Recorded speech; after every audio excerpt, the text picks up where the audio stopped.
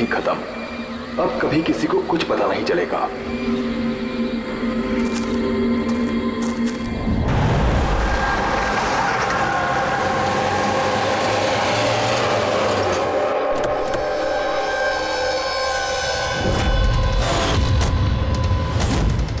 Guys hold on, हो क्या रहा है? कोई मुझे बताएगा?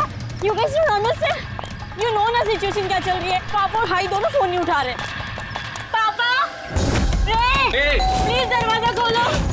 करण देखो ना, कोई दरवाजा ही नहीं खोल रहा है। पापा, मिथुन काका,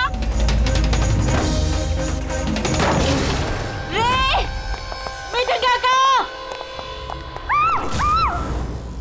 Oh, my bro. He's not.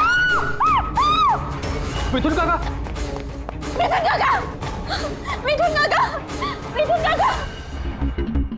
बेहोश। पापा।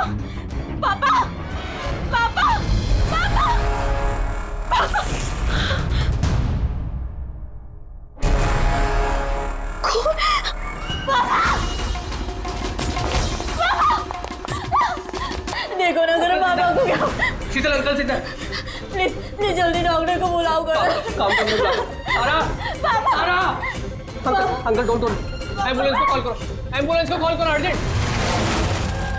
शीतल, जब तुम वहाँ खंडाला में थी तब ये सब हुआ? हाँ जी सर, एक्चुअली वहाँ हमारी प्रॉपर्टी को लेके कुछ प्रॉब्लम्स चल रही थी, इसीलिए मैं और करण वहाँ गए थे।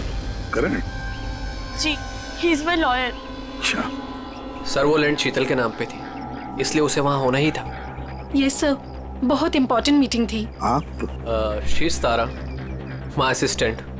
हाँ तो शीतल, जब तुम खंडाला में जा रही थी तब घर पर सिर्फ तुम्हारे पिताजी कल्याण जी और तुम्हारा भाई रे और ये मिथुन था, है ना? हाँ सर, एक्चुअली करीब 8 साल पहले एक एक्सीडेंट हुआ था जिसमें पापा की आईसाइट चली गई।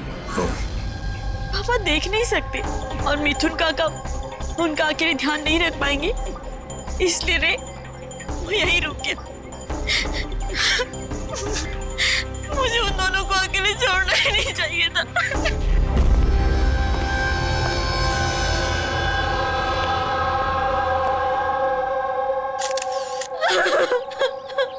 शांत हो जाओ।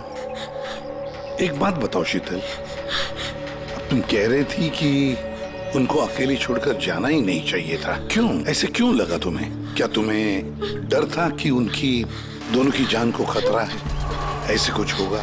नहीं सर, पर इतना जरूर पता था कि रे की उसके फ्रेंड्स के साथ ना कोई बड़ी प्रॉब्लम चल रही थी। फ्रेंड्स के साथ? और वो लोग एक दूसरे को ब्लैकमेल कर रहे थे किसी चीज को लेके।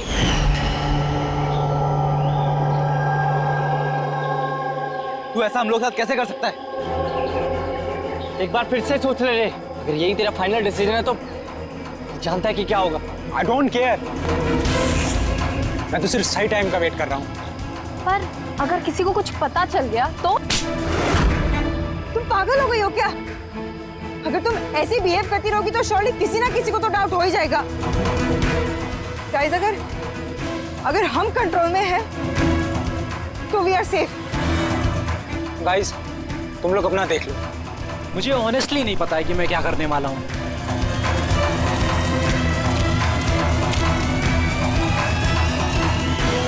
मुझे रे पे बिल्कुल भरोसा नहीं है।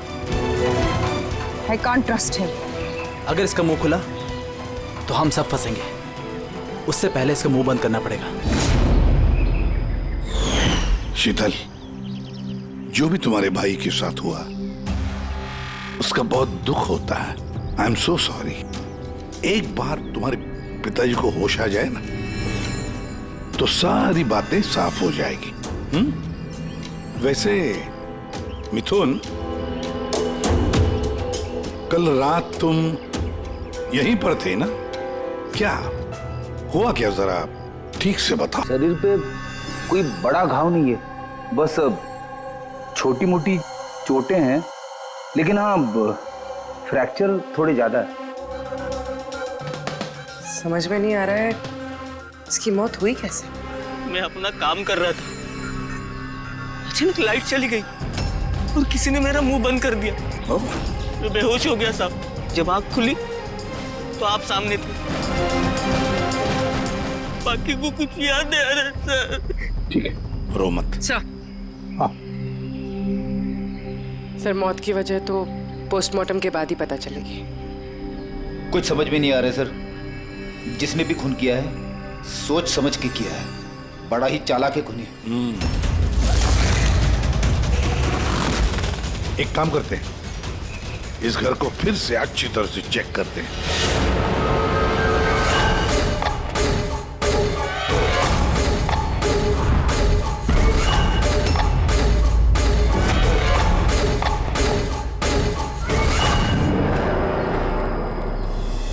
ग्लास तोड़कर अंदर घुसा है घर के अंदर।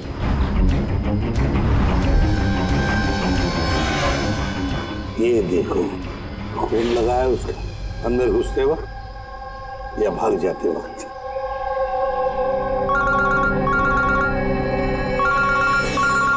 Hello, ACP Pradyuman.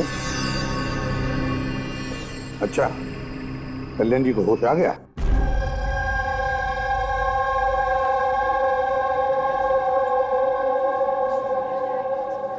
पापा, कल्याण जी, मैं सीआईडी से एसीपी प्रद्युमन। आप मुझे बता सकते हैं क्या हुआ? मैं अपने घर पर था, मुझे तो सिर्फ आवाजें सुनाई देती। रे जोर जोर से चिल्ला रहा था, चीजें यहाँ वहां फेंकी जा रही थी, बहुत शोर था, पता नहीं क्या क्या हो रहा था। और फिर सडनली बाएं हाथ से कोई भाग कर आया और उसने मुझे चाकू मार दिया, शायद बाएं हाथ से। और इससे पहले कि मैं रे को कुछ रे ठीक है, रे ठीक तो है? शीतल, शीतल, शीतल, तुम कुछ बोल क्यों नहीं रही? हे भगवान, हे भगवान। जो भी कुछ हुआ हम उसे बदल तो नहीं सकते, लेकिन जिसने भी आपकी बेटी की जान ली है उसे सजा दिलाने की पूरी कोशिश करेंगे। हाँ कल्याण जी, आपने कहा कि कोई बाएं साइड से आकर उसने आप पर चाकू का वार किया है, लेफ्ट हैंड साइड से। ये कुछ खास बात याद आती है उस आदमी के बारे में? हाँ, कोई खास बात? हाँ, वो जरूर लेफ्ट हैंडेड था, लेफ्ट हैंडेड था वो। ये आप कैसे कह सकते हैं? सर, मुझे पता चल जाता है, मेरी सेंसेस बहुत स्ट्रांग है। उसने जब मुझ पे वार किया, मैंने उसका हाथ पकड़ लिया था और वो इतना स्ट्रांग था, वो जरूर लेफ्ट हैंडेड था सर, 100% लेफ्ट हैंडेड था। तो क्या डॉक्टर साहब, ये जो जख्म है इनके शरीर पर, वो वाकई किसी खब्बू आदमी ने बनाया? यस सर, घाव के निशानों के हिसाब से यही लगता है। चलो सर, कुछ तो सुराग लगा। हाँ, ये चारों के चारों दोस्त रे को धमका रहे थे। गड़बड़ है, कुछ न कुछ तो गड़बड़ जरूर है इन चारों में। तनिषा, अंकिता, विवान और सैम। उठाओ इन चारों को, उठाओ।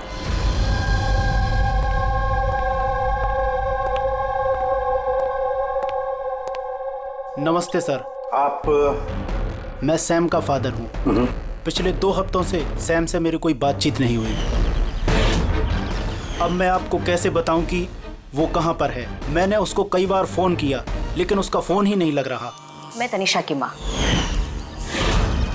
अब उससे फोन करके मैं क्या पूछूं? कि तनिषा ने खुद मुझे कहा था कि वो अपनी हॉलीडे एक्सटेंड कर रही है, कुछ दिन वो फ्रांस में रहना चाहती है। और मैं अंकिता का भाई हूँ, just for name sec. Sir, dad को बातों में फंसाकर 80% प्रॉपर्टी उसने अपने नाम पर कर ली। मैं क्यों फिक्र करूँ सर उसके बारे में? सर, मैं अंकिता के बारे में कुछ नहीं जानता। हाँ sir, what I just know is sir, वो 2 हफ्ते पहले दिल्ली गई हुई थी कुछ मार्शल आर्ट कैंप के लिए। जी सर, मैं विवान का फ्रेंड। उसके डैड के पास इतना पैसा है कि वो घूमता रहता है। होगा कहीं हॉलीडे पे। मतलब ये चारों पिछले 2 हफ्तों से शहर से बाहर है और आप में से कोई भी उनके टच में नहीं है। ठीक है, थैंक यू वेरी मच। आप लोग जा सकते हैं। अगर जरूरत पड़े तो आप लोगों को हम फिर से बुला लेंगे। Thank you. जरा 1 मिनट, क्या आप बता सकते हैं कि सैम, तनिषा, विवान और अंकिता इन चारों में से कोई लेफ्ट हैंडेड है? कब्बू है? हाँ सर, मेरा बेटा सैम लेफ्टी है। अच्छा, क्यों सर? नहीं नहीं, ऐसे ही ऐसे ही।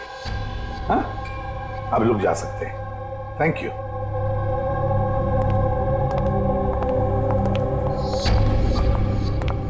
सर, कहीं ऐसा तो नहीं कि इन चारों ने मिलके रे को मार दिया हो सकता है सर, और उसी डर की वजह से ये चारों कहीं ना कहीं जाके छुप के बैठे होंगे। सर, ये चारों की लोकेशन का पता चल गया। सर, कल रात सैम, तनिषा, अंकिता और विवान, इन चारों की मोबाइल लोकेशंस शीतल के घर के 3 किलोमीटर के रेडियस में थी।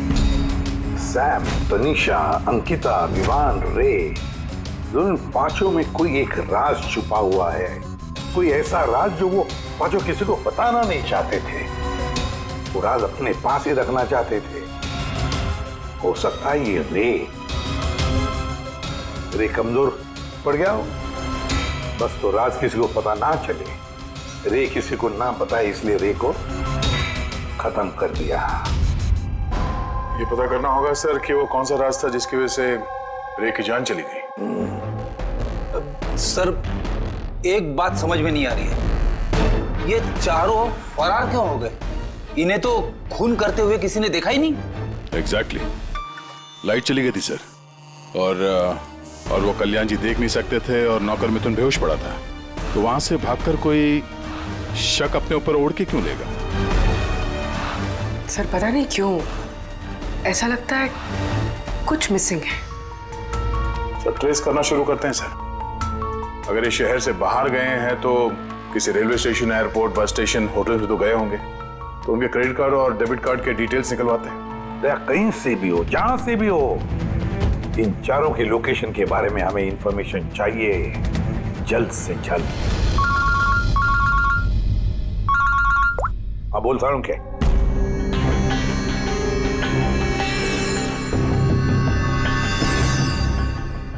यार सारुण के, तूने इस कंकाल पे ये रेड मार्क्स क्यों किए? बस ये समझाने के लिए कि इस रे की हड्डियों का कैसे चूरा बना है। ये देखो, ये रे की हड्डियों का एक्सरे। इस रे पर बहुत जबरदस्त ताकत के साथ वार किया गया। एक झटके में इसकी गर्दन की हड्डी टूट गई। बस एक बार तो इसके रिब केज पर इतना जबरदस्त किया गया है कि एक ही झटके में इसके रिब केज की बाईं हड्डियां 12 की 12 पसलियां एक साथ एक झटके में टूट गई। और वो भी कमाल की बात यह है कि एक ही सिमेट्री में। एक झटके में 12 पसलियां? नतीजा, हार्ट का रुक जाना, हार्ट ब्लॉक। इसके हार्ट पर जबरदस्त प्रेशर पड़ा। कमाल की बात यह है बॉस कि जितनी ताकत के साथ इस पर वार किया गया है, इतनी ताकत हाथों से या किसी भी हथियार से पैदा नहीं की जा सकती। इसे देख करके तो ऐसा लगता है जैसे खूनी जानता था बॉस। खूनी जानता था कि किस पॉइंट पर वार किया जाए कि एक ही झटके में सारी की सारी पसलियां एक साथ टूट जाए, एक सिमेट्री में। हाथों से कोई इतना फोर्स तो पैदा नहीं कर सकता। हाँ, कर सकता है अगर कोई मार्शल आर्ट्स का जानकार हो तो। जैसे कुंग-फू, कराटे, ताइक्वांडो, इन सब में खास किस्म के मूव्स होते हैं जिससे इतना फोर्स पैदा किया जा सकता है। यह हो सकता है बस। अभी अटैक उसी ने किया जिसे मार्शल आर्ट्स की जानकारी है, जैसे आर्मी बैकग्राउंड का कोई। Martial arts? वो लड़की भी तो गई है ना दिल्ली में मार्शल आर्ट्स का कैंप अटेंड करने के लिए। क्या नाम है उस लड़की का? अंकिता। अंकिता के भाई ने तो हमें ये बताया। Sir, what I just know is sir, वो 2 हफ्ते पहले दिल्ली गई हुई थी कुछ मार्शल आर्ट कैंप के लिए। और सर कत्ल की रात उसका फोन शीतल के घर के आसपास ही था, उसी ने किया होगा। सैम के साथ मिलके। कल्याण की पर जिसने भी चाकू का वार किया था वो आदमी खब्बू था, लेफ्ट हैंडेड। हाँ सर, मेरा बेटा सैम लेफ्टी है। ये हो सकता है क्योंकि शीतल के घर की जिस खिड़की पर से हमें वो ब्लड सैंपल मिला था, उसका डीएनए सैम के डैड के डीएनए के साथ मैच होता है। मतलब सैम वही था और अंकिता भी। बस अब हमें ये पता लगाना है कि ये सैम, तनीषा, अंकिता और विवान इस वक्त है कहां पर। अच्छा, आप कैब ड्राइवर, आप उस वक्त कहाँ थे?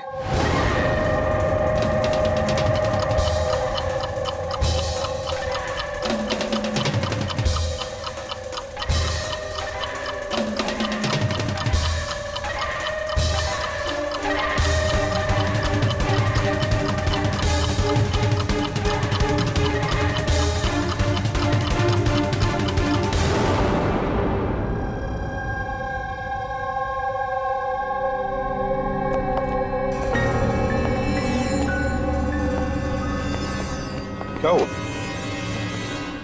सर, सैम एक टूरिस्ट टैक्सी लेकर पूना चला गया। टैक्सी ने जहाँ उसे ड्रॉप किया उसका एड्रेस थोड़ी देर में मिल जाएगा। सर, पिछले 24 घंटे में ये तनीषा ने पंचगनी में अपना एटीएम कार्ड 3 बार यूज किया सर। ये अंकिता तो बड़ी अजीब है। दिसंबर 2017 में इसने बोरिवली के ज्वाला डी मार्केट से 5 सिम कार्ड खरीदे थे।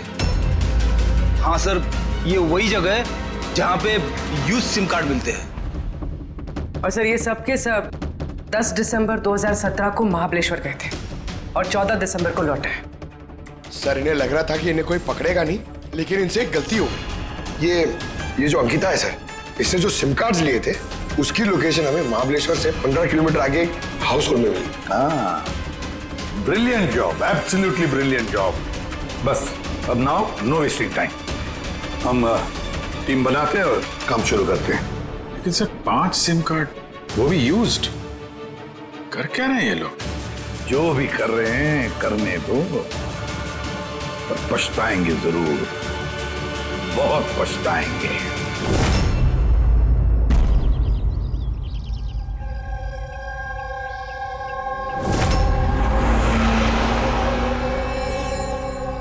किसका फोन है? किसी विवान का है। विवान का कैसे हो सकता है? तुमने ठीक से सुना ना? अब उसने विवान कहा तो विवान ही होगा, मुझे क्या पता, आप बात करो। हेलो, कौन बोल रहा है? दूर। मैंने बोला था कि आज के बाद हम कांटेक्ट में नहीं आएंगे, तो कॉल क्यों किया? और तुझे पता कैसे चल रहा कि मैं यहाँ हूं? ओके, तो वहीं रुक, मैं आ रहा हूं।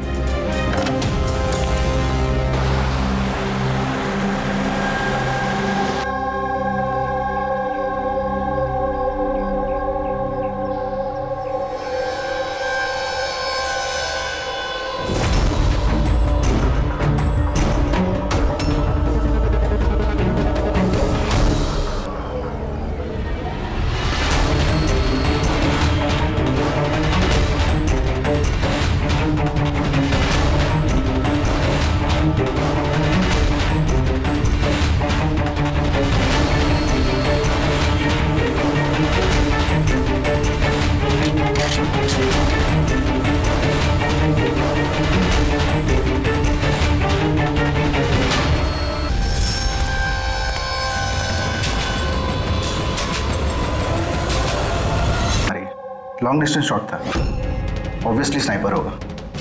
स्नाइपर लॉन्ग डिस्टेंस से गोली चलाई, मतलब किसी को पता भी नहीं चला होगा कि गोली चली कहां से और फिर गोली चलाई किसने। Anyway, thank you very much. जी सर। सर हम लोग तनीषा तक पहुंचने ही वाले थे कि किसी ने इसे भी मार दिया। वही तो सर, ये इत्तेफाक तो नहीं हो सकता सर।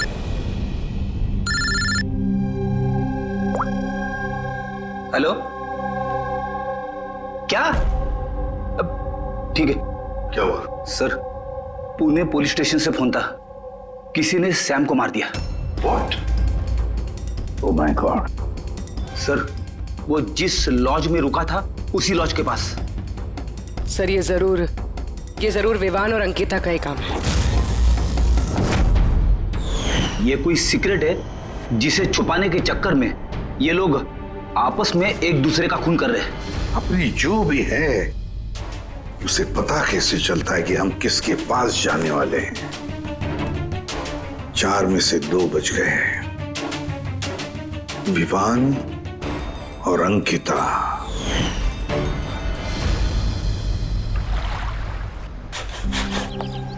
सबसे तो नहीं, मैं अंकिता से मिला था, उससे बात हुई थी मेरी। अंकिता से? जी। यही थी वो? हाँ, ये वही लड़की है जिसने मुझे पेमेंट दिया था, 2 दिन के 20,000 रुपए। 2 दिन के 20,000 वो मान गए? ऐसी क्या इमरजेंसी थी? अच्छा, उन 2 दिनों में आपने उनसे या उनके ग्रुप के बाकी लोगों से मिले थे? नहीं सर, मैं किसी से नहीं मिला। मैंने तो उस लड़की को ऑफर किया था कि हमारे पास कुक और क्लीनर दोनों हैं, लेकिन उस लड़की ने मना कर दिया कि मुझे कोई हेल्प नहीं चाहिए। तो उसने कहा कि आप 2 दिन के बाद आइए जब हम यहाँ से चले जाएं। और 2 दिन के बाद जब मैं वापस आया तो यहाँ सब कुछ वैसा का वैसा ही था, कोई गंदगी नहीं, कोई कचरा नहीं, सब साफ सुथरा था एकदम। अच्छा, उसके बाद आपने ये जगह किसी और को दी? नहीं सर, हमें जगह का रिनोवेशन कराना था, इसके लिए हमने जगह बंद कर दी थी। आपके क्लीनर को जरा बुलाइए, उससे कुछ बातचीत करना चाहते हैं। मैं भेजता हूँ। बिना क्लीनर और बिना कुक के 2 दिन यहाँ पे रहे, कुछ ना कुछ तो खिचड़ी पकी रही थी यहाँ पे। ये कॉटेज की सफाई तुम्हें करते हो? जी सर। चलो।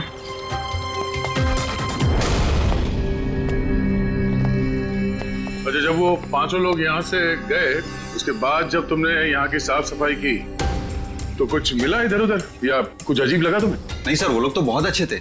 जाने से पहले पूरी जगह को एकदम चकाचक साफ करके गए। पता नहीं कौन सा साबुन, क्या डिटर्जेंट यूज किया, पूरा घर चमका दिया था।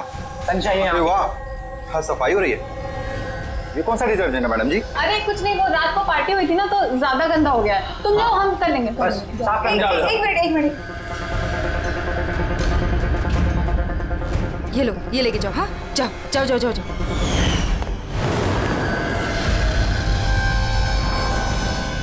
बहुत महंगी है सर, मैंने तो पहनी नहीं कभी, वरना लोग कहते हैं चोरी की। महंगी तो है, पर फिलहाल ये महंगी घड़ी हमारे पास रहेगी। जी सर। आइए, आप लोग आइए।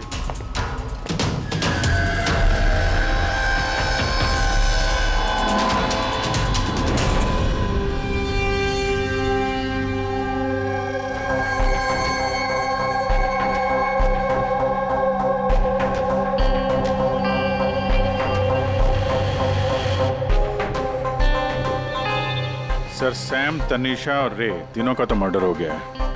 अब बचे विवान और अंकिता। खूनी इन दोनों में से ही कोई हो सकता है। ये विवान ही होगा, उसी ने सैम को फोन करके लॉज के बाहर बुलाया था। तो जो भी हो, उसे पता कैसे चलता है कि हम कहाँ जाने वाले हैं? और जब भी हम वहां पहुंचते हैं तो उससे पहले ही वो वहां पहुंचकर फोन करके निकल जाता है। सैम किस लॉज में ठहरा है और तनीषा रोड पर कहाँ मिलेगी, ये सारी इंफॉर्मेशन तो हमारे पास थी ना। उन तक कैसे पहुंची? सर शायद वो लोग एक दूसरे के कांटेक्ट में हो। नहीं पूर्वी, बिल्कुल नहीं, क्योंकि लॉज के मालिक ने बताया कि सैम को जब विवान का फोन आया तो सैम को झटका लग गया। मैंने बोला था कि आज के बाद हम कांटेक्ट में नहीं आएंगे, कॉल क्यों किया? बॉस, क्राइम सीन पर ये जो शोपीस मिला है, इस पर ऑक्सीजन प्रोड्यूसिंग डिटर्जेंट मिला है। इसे ऑक्सीजन प्रोड्यूसिंग डिटर्जेंट से साफ किया गया है। ये क्या है? रेडी एक ऐसा डिटर्जेंट होता है जिससे सारे के सारे एविडेंस एकदम साफ किए जा सकते हैं, खून के निशान तक। हमें कोई डीएनए नहीं मिल सकता। मतलब सर, ये हॉलिडे होम में खून हुआ था? एग्जैक्टली। और हाँ, ये घड़ी, इस पर अलग अलग लोगों की उंगलियों के निशान तो हैं ही, साथ ही इस पे मुझे किसी का डीएनए भी मिला है। तो शायद रे इसी खून का पर्दाफाश करने वाला होगा। पूर्व एक काम करो, ब्यूरो में जाओ, खून की रिपोर्ट्स चेक करो, मिसिंग पर्सन्स की रिपोर्ट्स चेक करो, देखो किसी भी रिपोर्ट में इस घड़ी का जिक्र किया है क्या। यार इन 5 में से बचे हैं 2, विवान और अंकिता। अगर खूनी विवान या अंकिता को कांटेक्ट करना चाहे तो फिर वो जो 5 यूज्ड सिम कार्ड्स है ना, वो इनके पास होंगे। उन्हीं में से किसी नंबर पर वो फोन करेगा, है ना? वो नंबर ट्रैक करते हैं। सर, तनीषा का खून हुआ पंचगनी में, सैम का खून हुआ पुणे में। दोनों जगहें 100 किलोमीटर दूर, जबकि खून हुए सेम टाइम पे। और एक ही टाइम पे कोई 2 जगहों पे कैसे हो सकता है सर? कोई तो है जो इस प्लान में शामिल है। मान लिया दया कि कोई और है इस खूनी के साथ। एक बार ये विवान और अंकिता हमारे पंजे में आ जाए ना, तब सारे सवालों का जवाब मिल जाएगा। एक काम करो अभिजीत, साइबर डिवीजन से एक हैकर को बुला दो।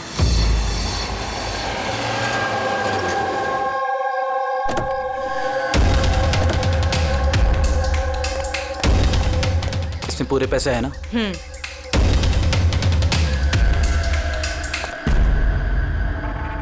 एक मिसिंग रिपोर्ट तो दर्ज हुई है जिसमें इस घड़ी के बारे में लिखा हुआ है। कोई रणधीर कुमार नाम का NRI था। कब फाइल हुई थी रिपोर्ट? 6 दिसंबर 2017। कोई करण जोशी ने फाइल की थी। जी ये देखिए।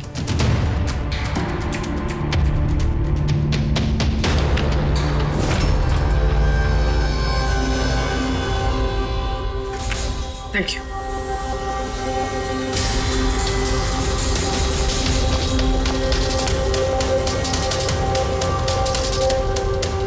कहीं उन लोगों ने इस रणधीर को तो नहीं मार डाला? और कहीं ये करण रणधीर की मौत का बदला तो नहीं ले रहा? करण? जी, ही इज माय लॉयर।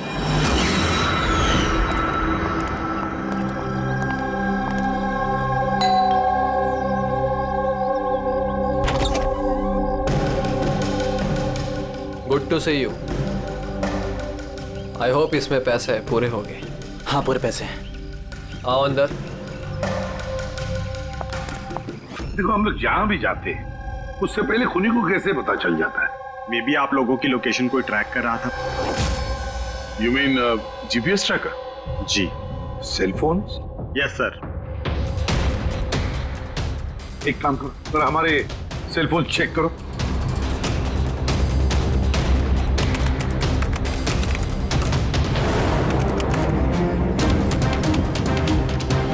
तुमने पैसे मांगे थे, हम लेकर आए हैं। अब वो एविडेंस दो और सब खत्म करो। खत्म करूं? जैसे तुम लोगों ने रणधीर को खत्म किया था। करण, हमें सबूत दो। देता हूं, लेकिन उससे पहले मैं तुम्हें किसी से मिलाना चाहता हूं। कौन? बुलाता हूं।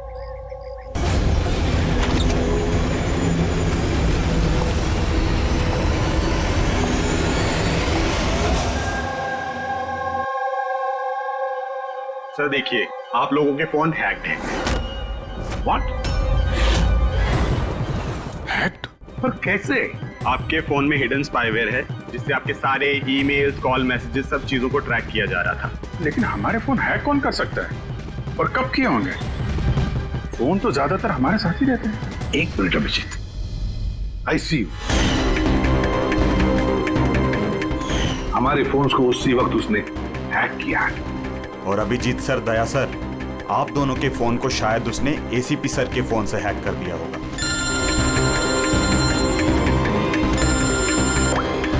अबुल करण मरने वाले से रिलेटेड है?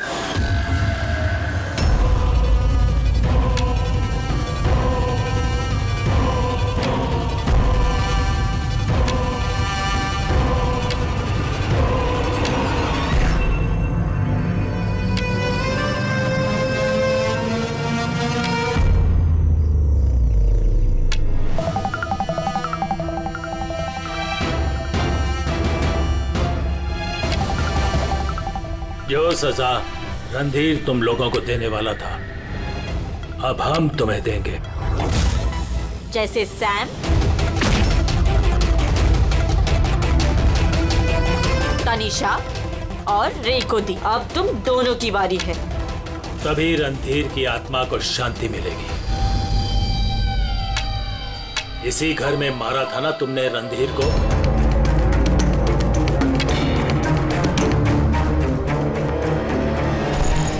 करण,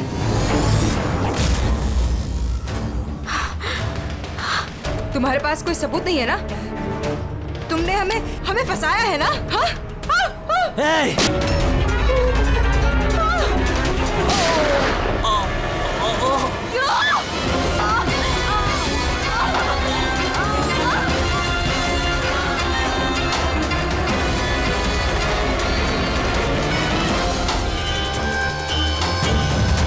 तुम्हें क्या मालूम? तुम तो देख भी नहीं सकते, पर मानना तो पड़ेगा। बस यही प्रॉब्लम है आजकल के तुम जैसे नौजवानों की। बहुत जल्दी होती है तुम जैसे आजकल के नौजवानों को किसी भी नतीजे पे पहुंचने के लिए। ये पकड़ो। कौन कहता है कि तुम्हें देखने के लिए मुझे नजरों की जरूरत है?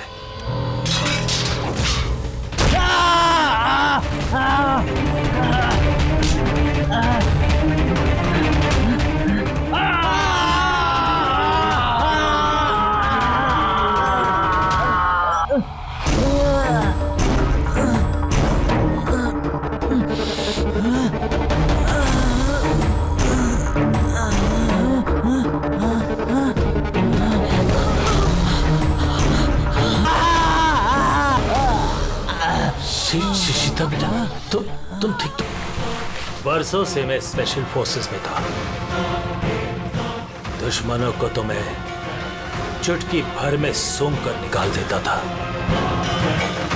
फिर तुम तो बच्चे हो।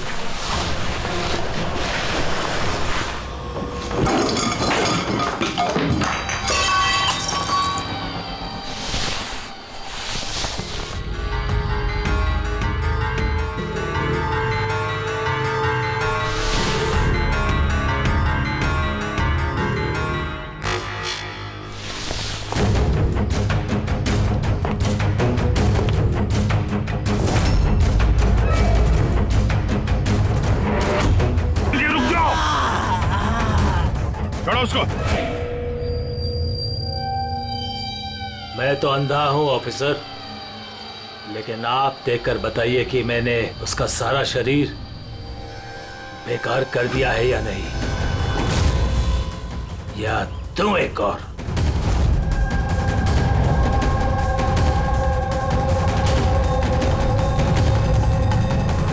शीतल, रणधीर तुम्हारा भाई था और कल्याण जी रणधीर तुम्हारा बेटा है ना? और ये सब करने के लिए तुमने सीआईडी का इस्तेमाल किया, क्यों? सही समझा आपने। रणधीर शीतल का भाई था और मेरा बेटा। यानी रे का भाई? नहीं, रे मेरा बेटा नहीं था।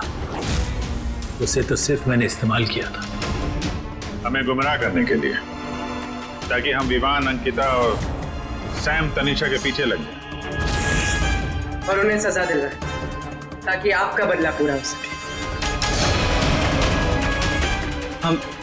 हम उसे मारना नहीं चाहते थे। रणधीर एक्सचेंज प्रोग्राम का स्टूडेंट था, एकदम सीधा, लेकिन बहुत पैसे वाला। अंकिता हमेशा से ही एक हाई फाई लाइफ जीना चाहती थी। उसी ने ये प्लान बनाया और रणधीर को किडनैप करके उससे पैसे मांगने का। कितना रैंसम मांगा था तुम लोगों ने? 5 करोड़। फिर भी मार दिया तुमने उसे। रणधीर भाग रहा था, अंकिता को गुस्सा आया और उस 1 सेकंड के नॉनसेंस पन में उसने उसे मार दिया। और हम सब घबरा गए, कुछ समझ नहीं आई कि क्या करें। तो उसकी बॉडी लेकर हमने लेक में डाल दिया।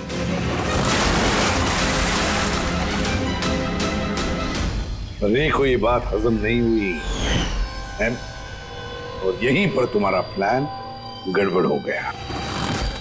सर, वो रणधीर की इंडिया में सारी रिस्पॉन्सिबिलिटी मेरी थी। कल्याण अंकल और शीतल तो न्यूयॉर्क में थे, लेकिन रणधीर का केयरटेकर मैं यहाँ था। इन लोगों को पैसा देने के बाद भी इन्होंने रणधीर को नहीं छोड़ा, मार दिया। तो मैं घबरा गया, मुझे कुछ समझ नहीं आया। फिर एक दिन एक दिन रे का कॉल आया। मुझे बिलीव नहीं हो रहा है कि हमने उसको I'm sorry अंकल। कुछ नहीं होगा तुम्हें। तुम सिर्फ हमें बता दो कि बाकी के दोस्त लोग कहाँ हैं। अंकल वो सब बाहर चले गए जब तक ये रणधीर का केस सॉल्व नहीं हो जाएगा ना। अंकल वो वापस नहीं आएंगे। कहाँ है वो? मुझे उस बारे में कुछ भी नहीं पता। रे तो हमारे पास था ही, बस उन चारों को पकड़ना था, और ये काम हम अकेले नहीं कर सकते थे। तो इसीलिए तुमने हमारा इस्तेमाल किया, क्यों? रे से सारी इंफॉर्मेशन निकालने के बाद तुम लोगों ने उसे एक दर्दनाक मौत केस इन्वेस्टिगेट करें और ये सारी कहानी निकल के सामने आए। साथ में हमें सारे एविडेंसेस दे दिए, उन चारों के मोबाइल नंबर्स, और सैम जिस पैथोलॉजी लैब में काम करता था वहां से उसके ब्लड सैंपल मंगवा लिया। हम सबके फोन्स हैक किए। काफी अच्छी प्लानिंग थी। लेकिन एक बात भूल गए तुम, सजा देने का काम तुम्हारा नहीं, कानून का है। रणधीर की मौत का बदला तो तुमने ले लिया, लेकिन सजा अपने आप को दी है, अपने आप को।